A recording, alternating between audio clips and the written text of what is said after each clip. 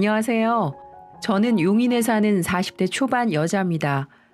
매번 다른 분의 사연을 듣다가 저도 최근에 남편이란 사람 때문에 큰 스트레스를 받는 일이 있어서 어렵게 고민한 끝에 사연을 쓰게 됐습니다. 30대 초반 시절 저는 중소기업의 경리로 일하고 있었어요. 중소기업이라고 해서 월급이 적을 것 같지만 이곳은 강소기업이라 불릴 정도로 월급도 괜찮고 복지도 나쁘지 않은 곳이었죠. 직원들의 스펙도 나쁘지 않았고요. 저는 그곳에서 남편을 만났습니다. 남편은 엘리베이터 수리 기사였어요. 제게 첫눈에 반한 남편은 캔커피를 건네며 번호를 물어보더군요. 하지만 전 남편이 마음에 들지 않았어요. 속물적일지도 모르지만 기름때를 만지는 사람을 만나고 싶진 않았거든요. 그래서 퇴짜를 놨는데 이 사람이 절 포기하지 않는 거예요. 그래서 전 그러다 말겠지 했는데 이 사람이 한 달을 주기로 계속해서 마음을 고백해 오더군요. 처음에는 정말 싫었지만 10번 찍어 안 넘어가는 나무 없다고 결국은 제가 그 도끼에 넘어가고 말았네요. 막상 사귀고 나니 남편은 더 좋은 사람이더군요. 게다가 제가 천한 직업이라고 생각했던 엘리베이터 수리기사는 월급도 꽤 빵빵한 직업이었고요. 그렇게 저희는 1년여 시간 동안 사랑을 키워갔고 결국 결혼까지 하게 되었습니다. 사실 예비 시댁에 인사 갈 때 전 조금 떨렸어요. 하지만 제 걱정과는 달리 시어머니는 온화한 분이셨어요. 심지어 허례허식을 싫어하는 분인지라 예단 같은 것들도 최소화하자고 하시더군요. 남편에게는 시누이가 있었는데 두 사람은 어렸을 때부터 거의 붙어 다니다시피 해서 사이도 각별하다고 했어요. 그런데 좀 시누이가 착해 보이는데 너무 뚱뚱해 보이더라고요. 대충 봐도 90kg는 얼추 넘어 보였어요. 건강이 걱정될 정도로 말이죠. 그래도 그땐 앞으로 제 시누이 될 사람이니 잘 지내는 것도 나쁘지 않겠다 싶어서 먼저 반갑게 인사를 했답니다. 그렇게 저희 부부는 남들처럼 신혼생활도 즐기고 예쁜 딸도 하나 낳아 잘 키우며 행복하게 살았어요. 하지만 문제는 남편이 마흔이 되자마자 발생하더군요. 늘 듬직한 울타리가 되어주던 남편은 어느 날인가부터 술을 마시기 시작하더라고요. 원래도 술을 좋아하긴 했지만 그건 그냥 친구들을 만날 때 이야기였던지라 저는 좀 걱정이 되었습니다. 여보, 요즘 무슨 일 있어? 왜 그렇게 술을 마셔? 평소에는 예진이 본다면서 집에 술도 안 사오던 사람이 뭔데? 저는 어두운 얼굴의 남편에게 고민이 무엇이냐고 물었어요.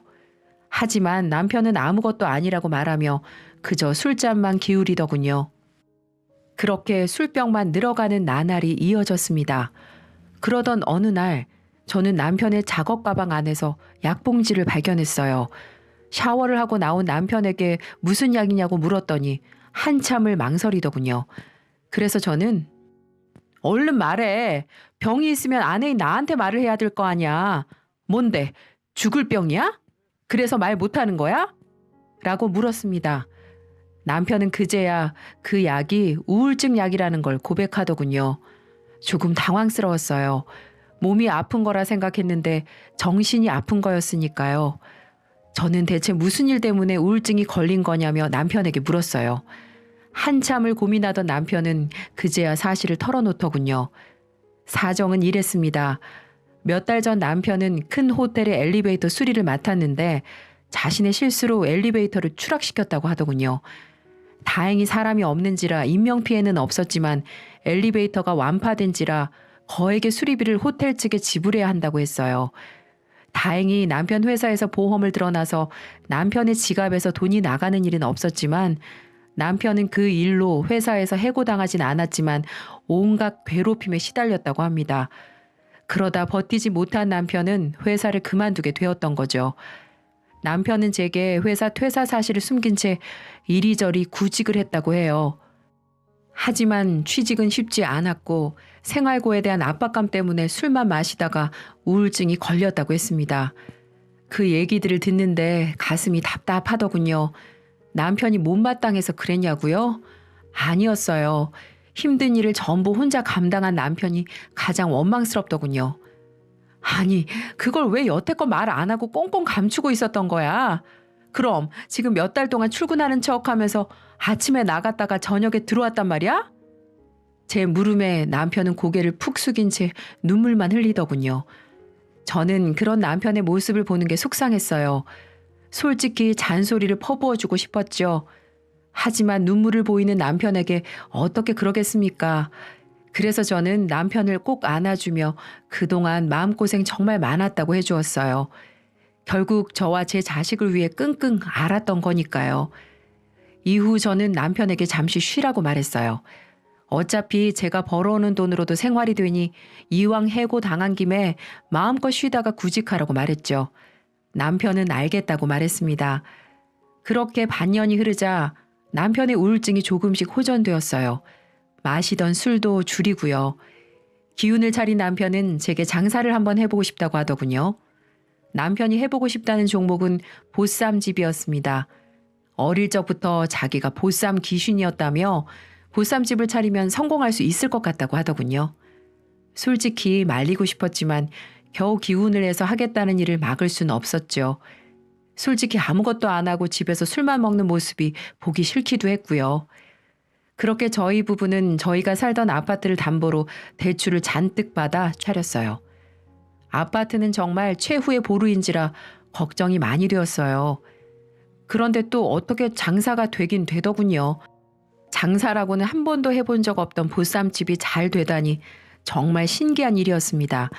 자기가 요리 연구가 뺨친다고 하더니 그 말이 정말 맞는 것 같았어요. 하지만 딱 반년이 지나자마자 매출은 수직 하강했습니다. 남편이 잘못했냐고요? 네, 맞습니다. 이놈의 남편 놈이 친구 놈에게 저 몰래 개인 대출을 받아서 3천만 원을 빌려줬더군요. 중마고우라는 친구한테 돈을 빌려줬던 남편은 한 달만 쓰고 준다는 친구 부탁을 거절하지 못하고 빌려줬다가 그 친구가 연락이 두절되는 바람에 비싼 카드 대출 받아서 빌려준 돈을 온전히 남편 혼자 갚을 수밖에 없는 상황이 된 거죠. 그러자 남편은 믿었던 친구의 배신과 괜히 빌려줬다는 자책감에 그날 이후부터 가게에 아예 신경을 쓰지 않게 되더군요. 손님이 오든 안 오든 매일같이 가게에서 술을 퍼먹고 있으니 어떤 손님이 좋아라 할까요?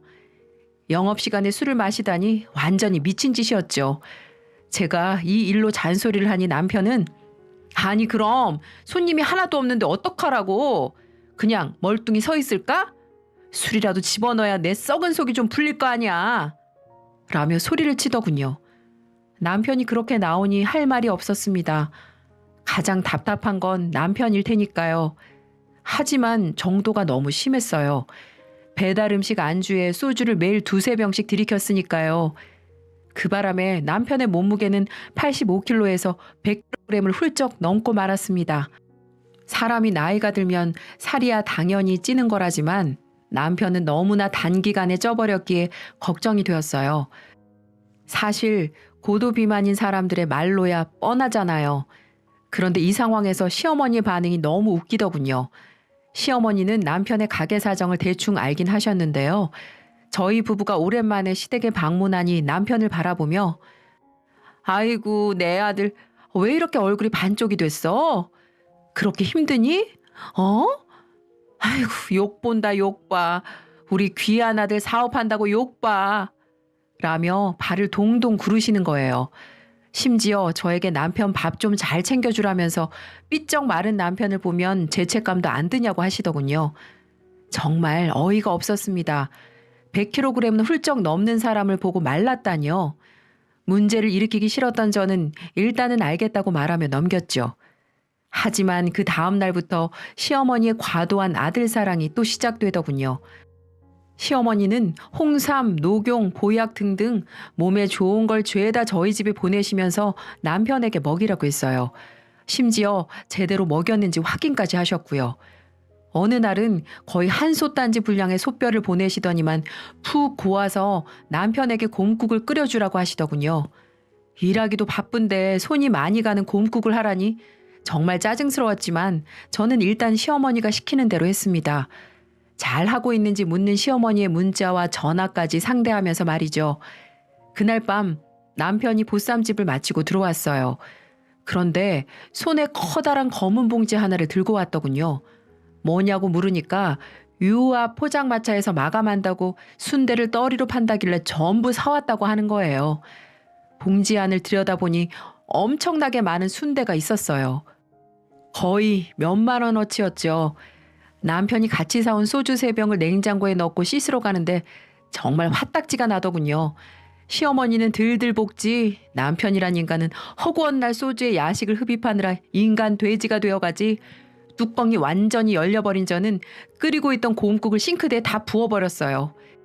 그리고 시어머니가 갖다 준 소뼈와 남편이 사온 순대를 봉투에 우겨놓고 밖으로 내다버리려고 했습니다. 샤워를 마치고 나온 남편은 제가 무슨 짓을 하는지 곧장 알아차리더군요. 당신 지금 뭐 하는 거야? 지금 그거 버리려고? 미쳤어? 돈 주고 사온 걸 왜 버려? 미쳤냐고? 미친 건 내가 아니라 당신이야. 당신은 거울도 안 봐? 거울 속에 있는 당신 몸뚱이가 하루가 다르게 무너져가는 거 안 보이냐고? 저는 띠룩띠룩 살이 찐 남편에게 소리를 질렀습니다. 사실 남편이 회사도 그만두고 친구에게 배신을 당하면서 정말 힘들다 보니 그럴 수 있다고 생각했어요. 물론 처음에는 100번 이해하려고 했고요. 하지만 갈수록 남편의 행동들이 도가 지나치다 보니 점점 지쳐만 가더라고요. 그래서 전 남편에게 마지막으로 말했습니다. 당신 지금껏 힘들었던 거 알아. 근데 이건 아니잖아. 언제까지 이렇게 살 건데? 지금 당신 힘들다고 매번 술에 배달 음식을 잔뜩 시켜 먹는 바람에 살이 나하고 결혼할 때보다 몇 킬로나 찐 줄 알아? 무려 30킬로나 쪘어. 이게 말이 돼? 언제까지 내가 당신을 이해해야 되고 보고만 있어야 되는 건데? 당신 딸이 뭘 하는 줄 알아? 당신이 창피하대. 돼지 같아서. 딸한테까지 그런 소리 듣고 싶어? 정말 마지막으로 말하는데 한 번만 더 이런 모습 보이면 나 당신이랑 못 살아. 그리고 당신이 이번 달 술값하고 안주값만 해서 175만 원이야. 이것도 내가 내야 되잖아. 아우 정말 신경질나 죽겠어. 하고 정말 이혼할 각오로 엄포를 내리고 말았어요. 그랬더니 남편은 자기도 미안했는지 조용히 알겠다고 말만 하고 소파에 고개 숙이고 앉아있더군요. 또 그 모습이 왜 그리 짠해 보이는지 아마 자기 딸이 돼지 같다는 말에 충격을 받은 듯 했습니다. 그렇게 전 그날 마음에 있던 말을 다 하고 앞으로 남편이 운동도 하고 좋아질 거라 기대하고 희망 갖고 하루하루를 지내고 있었어요. 하지만 어휴 정말 지긋지긋하네요. 제가 그렇게 말한 뒤 5일은 자제하나 싶더니 6일째 되는 날에 일이 터지고 말았습니다. 제가 그날은 친정의 어머님이 몸이 안 좋으시다고 해서 집을 다녀온 날이었어요.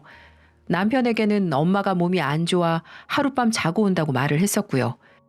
그러자 남편은 아무 걱정하지 말고 우리 딸 밥은 잘 챙겨줄 테니 자기만 믿으라면서 하루 정도는 편히 쉬고 오라고 하더군요.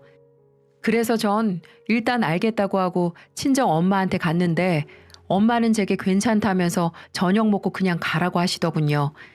그래서 전 엄마에게 죽을 챙겨드리고 집으로 갔는데 문을 열고 집안을 보고 경악하고 말았습니다. 세상에 남편은 며칠 전에 저와 약속했던 건 언제 그랬냐는 듯 치킨에 피자에 족발에 모든 세상의 음식들을 잔뜩 시켜서 소주에 술을 마시고 있는 겁니다. 그리고 더 놀란 건 뭔 줄 아세요? 제가 처음에 90kg 넘는 시누이가 한 명 있다고 말씀드렸잖아요. 그 시누이까지 불러서 입에 치킨 양념을 잔뜩 묻히고 같이 돼지처럼 우걱우걱 먹고 있더군요. 마치 한 쌍의 돼지 부부 같아 보였어요. 당신 자고 온다면서 어떻게 왔어? 언니 왔어요?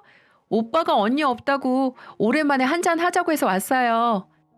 라며 해맑게 제게 인사를 한 신우의 모습을 보니 속에서 천불이 나더라고요. 그것뿐이 아니었습니다. 옆에서 앉아있는 제 딸도 족발을 함께 먹으며 해맑게 엄마 이거 너무 맛있어. 엄마도 와서 같이 먹자. 이리 와. 아빠가 저녁 대신 이거 시켜줬다. 이거 진짜 맛있어. 아휴 진짜 자기만 철석같이 믿으라면서 딸 밥 잘 챙겨주겠다고 했던 남편은 딸에게 저녁 차려주는 게 귀찮았던지 배달 음식을 시켜준 겁니다. 이게 말이 되는 소린가요? 결국 전 폭발하고 말았습니다. 당신 이혼해. 나 분명 말했지. 한 번만 더 이런 모습 보이면 같이 못 산다고. 언제까지 정말 이렇게 살 거야? 나 도저히 못 살겠으니까 그렇게 알아. 하고 방으로 들어가 버렸습니다. 저를 본 시누이는 치킨을 먹다가 제가 화를 내는 모습을 보고 그대로 얼어버려 들고만 있었고, 딸도 상황을 눈치챘는지 그제서야 조용히 있더군요. 남편은 시누이와 딸 사이에서 자존심이 상했는지 얼굴에 치킨 양념을 다 묻혀놓고, 그래 갈라서 내가 무서울 줄 알아? 참나 먹는 것 가지고 난리야 라고 소리를 지르더군요. 아휴, 전 참다 못해 지금까지 모든 게 남편의 행동들이 쌓인 게 폭발한 거였어요. 남편은 평소에 살이 찌다 보니 변기에 엉덩이가 다 들어가지가 않는지 똥을 죄다 변기에 묻히는 것도 다반사였고, 가게 갔다 오면 잘 씻지도 않고 술 마시고 침대에 누워 냄새를 펑펑 풍겨서 제가 어떨 때는 베개만 들고 거실 소파에 잠을 자는 일도 부지기수였습니다. 그리고 그걸로 끝이게요. 아무리 힘들어도 밤에 그건 하고 싶나 봐요. 남편이 침대 대부분을 몸으로 차지해 전 구석진 곳에 간신히 몸만 걸치고 있는데, 일주일에 한두 번은 또 그게 남자라고 하고 싶은지 절 안으려고 하더군요. 그렇게 힘들어서 술만 마셔야 되는 사람이 남자긴 남잔가 봅니다. 기본적으로 샤워라도 좀 하고 건들던가요. 술 냄새에 이상한 고약한 썩은 냄새가 진동을 하는데 누가 하고 싶은 마음이 들기나 할까요? 그때마다 거절을 하면 남편은 또 자존심이 상한다며 소리를 버럭버럭 지르는 거예요. 다들 제 기분이 어떤지 상상이 되시나요? 다음 날 회사에서 조퇴한 저는 집으로 와서 남편의 짐을 캐리어에 닥치는 대로 쑤셔 넣었습니다. 짐을 다 싼 후에는 남편의 가게로 갖다 놓았죠. 손님 하나 없는 가게에 있던 남편은 어안이 벙벙한 표정을 짓더니 이게 대체 무슨 짓거리냐고 하더군요. 그래서 저는, 왜? 어제 얘기 끝난 거 아니었어? 당신도 갈라서자며. 오늘부터 그러자고. 라고 외쳤습니다. 그러자 남편은 홧김에한 소리를 진짜로 믿고 이딴 짓을 해? 부부가 싸우다 보면 이혼 얘기도 자연스럽게 할 수 있는 거지. 그걸 진짜로 받아? 그리고 나만 잘못했냐? 당신도 잘못했잖아. 근데 왜 내가 나가야 하는데? 라고 하더군요. 그래서 저는 당신이란 사람 때문에 우리 집안이 망가지고 있고, 그놈의 술이랑 배달 음식 때문에 당신뿐만이 아니라 우리 예진이까지 비만이 될 것 같으니까 그냥 나가 살라고 했죠.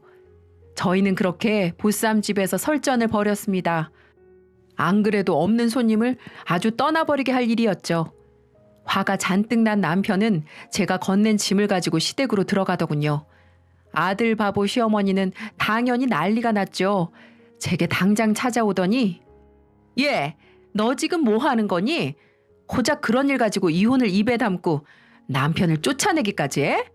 너 아주 막장이구나. 네, 어머니, 저 막장이에요. 근데요, 저보다는 어머님 아들이 더 막장이거든요. 오늘 남편 몸뚱이 보셨죠? 그게 사람이에요? 어머니는 그게 정말 삐쩍 마른 거라고 생각하세요? 눈이 있으면 똑바로 보세요. 그게 사람인지 돼지인지. 그러고는 그날 밤 시누이와 남편이 음식을 잔뜩 시켜서 소리 지르고 노래 부르고 개판 5분 전으로 술 퍼먹는 CCTV 영상을 보여줬습니다. 저희 집에서는 홈 CCTV가 설치돼 있었거든요. 그래서 그걸 보면 시어머니가 제게 이렇게 따지진 않을 것 같아 보여드린 거였죠. 하지만 시어머니는, 뭐야? 겨우 이거 가지고 그러니? 기분 좋으면 그럴 수도 있지. 너 그리고 말 다 했어? 우리 진성이가 잘못을 하면 뭐 얼마나 잘못했니? 일이 이렇게 됐으니까 말하는데 넌 뭐 대단한 며느리인 줄 아니? 막말로 네가 돈을 잘 벌기를 해. 남편 내조를 잘하기를 해. 살림을 잘하기를 해. 잘하는 거 하나도 없잖아. 만약 네가 남편 뒷바라지 잘했으면 이런 일이 벌어지기나 했겠니? 그렇게 저와 시어머니는 한참이나 다퉜습니다. 솔직히 말하자면 전 남편에게 경각심을 주기 위해 이런 일을 벌인 거였어요. 충격요법으로 남편이 정신 좀 차리라고 한 거였죠. 하지만 시어머니의 말을 들으니 정말로 이혼할 마음이 들더라고요. 이딴 시댁과는 더 이상은 인연을 이어가고 싶지 않았거든요. 시간을 가진 저는 마음을 정리했습니다. 그리고 변호사와 상담해 합의 이혼 서류를 작성했고 그걸 시댁으로 보냈죠. 당연하게도 시어머니는 가만 계시지 않더군요. 이게 어디 건방지게 이혼 서류를 보내? 내가 그때 그렇게 말했는데도 정신을 못 차린 거야? 어? 이혼을 해도 우리가 결정하는 거지. 어디 감히 여자가 이혼하고 말고 결정해? 시어머니는 제게 악을 지르더니 끝까지 가보자면서 남편의 모든 짐을 시댁으로 보내라고 하시더군요. 그래서 전 정말 모든 짐을 보냈습니다. 그러자 시아버님께서 전화를 주시더니 자길 봐서라도 좀 참아달라고 하더군요. 하지만 전 죄송하다고 말씀드리고 전화를 끊었어요. 제게 잘못을 돌리는 괘씸한 남편과 시어머니를 절대 용서할 생각이 눈꼽만큼도 없었거든요. 그렇게 남편의 도장이 찍힌 이혼 서류를 기다리고 있었습니다. 그런데 어느 날 대뜸 시어머니께서 연락이 오더니 만나자고 하시는 거예요. 얼마 전까지만 해도 이혼하자며 소리를 빽빽 지르던 분이 다소 담담해진 목소리로 만나자고 하시니 만날까 말까 고민을 했죠. 하지만 일단 말이나 들어보자는 생각으로 약속 장소에 나갔습니다. 그렇게 저는 시어머니를 만나러 갔어요. 애미야, 아유 오랜만에 보는구나. 어째 살도 좀 빠진 것 같네. 예진이는 잘 지내니? 카페에서 만난 시어머니는 이상할 정도로 친절하게 저와 제 딸의 안부를 물으셨어요. 얼마 전에 저를 잡아먹으려 하시던 걸 생각하면 완전히 다른 사람 같았죠. 그래서 저는 적당히 대답만 했습니다. 하지만 시어머니는 말만 빙빙 돌릴 뿐 용건을 말하지 않으시더군요. 슬슬 신경질이 났던 저는 용건 없으시면 먼저 일어나 볼게요. 라고 말하며 자리에서 일어났어요. 시어머니는 그제야 입을 떼시더군요. 그땐 내가 미안했다 애미야. 미안하단 말에 저는 다시 자리에 앉았습니다. 그리고 무슨 말씀을 하시는 건지 물었죠. 그러자 시어머니는 고해성사를 하듯 진심을 토로하시더군요. 내가 너무 생각이 짧았어. 그땐 진성이가 쫓겨서 들어온 게 너무 화가 나서 막말을 했는데 이제야 반성한다. 내가 이렇게 사과하마 애미야. 시어머니는 그렇게 말씀하시더니 이 일에 대한 모든 잘못은 남편에게 있고 제 잘못은 하나도 없다고 하시더군요. 그러면 전에 했던 발언들에 대해 조목조목 사과를 하셨어요. 저보다 훨씬 연장자인 분께서 그렇게 나오니 저도 마음이 좀 수그러들더군요. 그래서 저 역시 잘못한 점이 많다고 했습니다. 그러자 시어머니는 제가 쫓아낸 남편과 지냈던 몇 달간의 이야기를 해주시더군요. 내가 정말 진성이 그놈 때문에 요 몇 달간 우라통이 터져서 못 살겠더구나. 허구한 날 소주를 사들고 와서 집안 분위기 망쳐놓는 데다가 배달 음식을 또 얼마나 먹어대는지 너 진성이 보면 지금 깜짝 놀랄 게다. 네가 쫓아낼 때도 뚱뚱했지만 지금은 훨씬 더 뚱뚱해졌어. 시어머니는 남편이 술과 배달 음식에 찌들어 사는 모습을 보니 저와 제 딸이 그동안 얼마나 스트레스를 받았을지 이해가 됐다며 제대로 알아보지도 않고 화를 낸 게 정말 후회된다고 하시더라고요. 시어머니께서 제 입장이라 하더라도 똑같이 했을 거란 말을 덧붙이면서 말이죠. 애미야, 네 말이 맞았어. 네가 그때 보여준 CCTV 영상이 다 사실이었어. 네 남편이랑 내 딸의 그런 모습을 보고 처음에는 별거 아니라고 생각했는데 이건 정말 중대한 사안이구나. 네 시누이도 얼마 전에 일 다 때려쳐서 네 남편이랑 아예 내 집에서 하루에 2번씩 꼬박꼬박 음식 시켜 먹는데 내가 죽을 맛이야. 내가 이렇게 바짓가랑이라도 잡으마. 어떻게 좀 네 남편이라도 데려가면 안 되겠니? 아유, 내가 내 명에 못 살겠어. 어떻게 나이가 들면 철이 든다더니 네 남편은 갈수록 생각도 없고 나를 이렇게 힘들게 한다니. 네가 진성이 그놈한테 무슨 짓을 해도 가만히 있을 테니까 제발 이혼만은 참아주렴. 나 정말 이놈의 아들 때문에 화병 나서 못 살겠어. 이렇게 말씀하시며 더 이상 우리 집안일에 신경 안 쓸 테니 제발 본인 눈앞에서 사라지게만 해달라고 말씀을 하시는 거예요. 어머님도 말 그대로 질려버리신 거죠. 그리고 앞으로 절대 남편에게 잔소리하는 것에 관여하지 않겠다고도 하셨고요. 전 일단 알겠다고 말했습니다. 그렇게 며칠 후 회사에서 퇴근한 저는 시댁으로 갔어요. 제가 집으로 들어가자마자 시부모님이 환한 얼굴로 저를 맞이해 주시더군요. 이런 환대는 처음 받아봤어요. 남편은 저를 본체 만체했지만 그래도 미안한 기색이 얼굴에 보이더군요. 남편 역시 저와 이혼하긴 싫었던 거죠. 하지만 전 남편을 보고 또 경악하고 말았어요. 저는 도착하자마자 남편 뱃살이랑 턱살을 찔러봤습니다. 그리고는 시어머니에게 대체 남편이 몇 킬로냐고 물었습니다. 그러자 무려 140kg이라고 하더군요. 어머니, 죄송해요. 제가 웬만하면 어머니 부탁 좀 들어드리려고 했는데 이건 제가 어떻게 할 수가 있는 게 아니에요. 이 사람은 구제가 불가능해요. 저 가볼게요. 죄송합니다.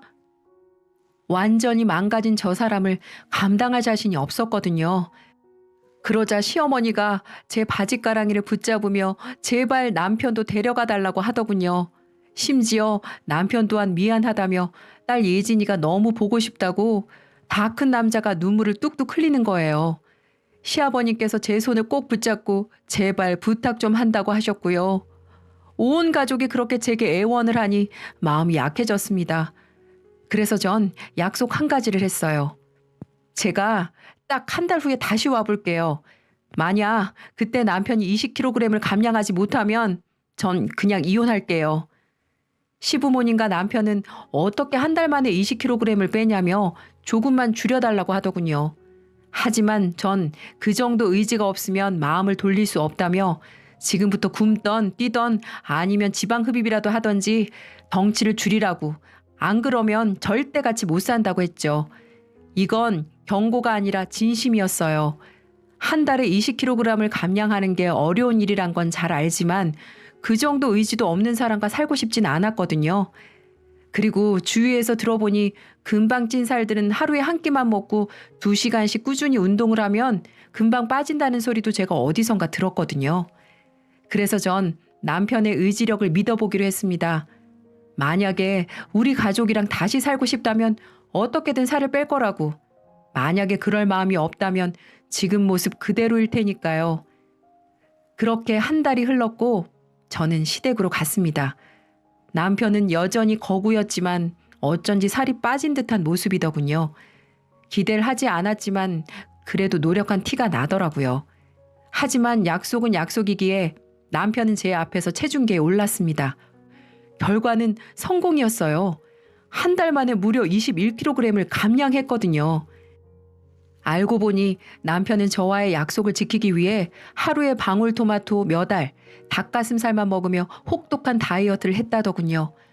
보통 사람도 힘들 다이어트를 매일 술과 야식으로 때우던 사람이 해내다니 전 그 정도면 남편을 용서해도 될 것 같아 다시 집으로 데려왔어요. 그렇게 다시 일상으로 돌아간 어느 날 남편이 뭔가를 보더니 지갑 안으로 집어넣더군요. 뭐냐고 물으니 이혼 서류라고 하더군요. 그래서 그걸 왜 지갑에 갖고 다니냐고 하니까 저와 이혼하려고 했을 때 인생을 포기하고 싶을 정도로 괴로웠다며 그때로 절대 돌아가지 않기 위해 종종 이혼 서류를 꺼내보며 정신을 다잡는다고 하더라고요. 남편이 그렇게 변화한 모습을 보니 참 기뻤습니다. 술과 배달 음식을 완전히 끊은 남편은 일반식으로 돌렸음에도 살이 쭉쭉 빠지더군요. 그리고 총각된 몸무게를 되찾았어요. 심지어 띠룩띠룩 살찐 시절로 돌아가기 싫다며 헬스장에 다니더군요. 놀라울 정도로 대단한 의지였죠. 그렇게 성실히 살다 보니 행운이 찾아왔습니다. 남편이 다른 엘리베이터 수리회사에 취직했거든요. 심지어 경력을 인정받아서 전보다 더 높은 연봉을 받게 됐고요. 그렇게 저희는 맞벌이를 하며 오손도손 행복하게 살고 있습니다. 저는 이 기회를 빌어 남편에게 고마움을 전하고 싶네요. 사실 남편이 망가진 이유는 본인의 잘못 때문이 아니라 순전히 실수 때문이었거든요. 그 바람에 삶이 엉망이 되었고 저와 이혼 직전까지 가게 된 거고요. 그래도 저와 딸을 지키겠다는 그 마음으로 초인적인 의지를 발휘한 남편에게 저는 큰 박수를 쳐주고 싶습니다. 밑바닥까지 추락한 삶을 다시 끌어올리기는 결코 쉬운 일이 아니니까요. 지금까지 제 긴 사연 들어주셔서 감사합니다.